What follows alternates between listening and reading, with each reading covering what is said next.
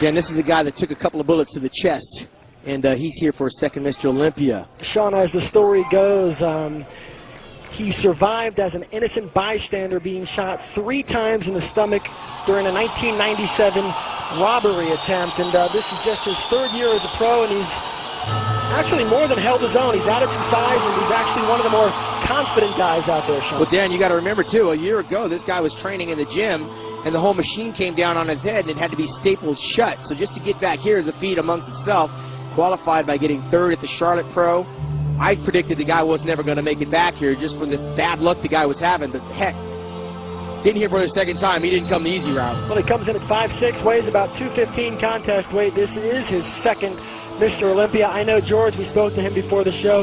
He was thrilled to be back here. He was like a kid in a candy store. Yeah, and he's got a few things that are working against him, Dan. He's not one of the bigger guys. He's not known for his symmetry. But you know what? When he hits the poses, he hits them properly. And that is, he's able to hold his own against some of the other guys that don't know how to hit those poses properly.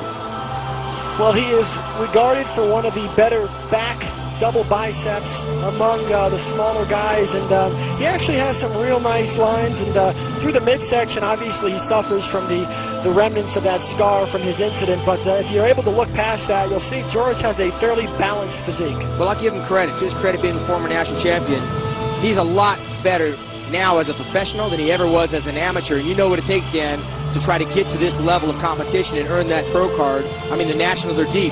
I know at the USA there was 300 competitors in that show alone. Here we've got about 20 of the best in the world, and George Farah is amongst them. Well, we have a capacity crowd here at the Mr. Olympia. The fans have packed the house here at the Orleans, and backstage the guys are continuing to warm up to make their way out. You will see the top 15 perform, and we'll bring all that to you here live at the 2005 Joe Eaters Mr. Olympia. This is the 40th edition. You are watching George Farah. Sean, I got to ask you, we talk about the structural differences. George has very nice lines. He doesn't pack a ton of size. No, but he's here, and that's the most important. There's a lot of bodybuilders out there at home watching George Farah on television right now wishing they could trade places.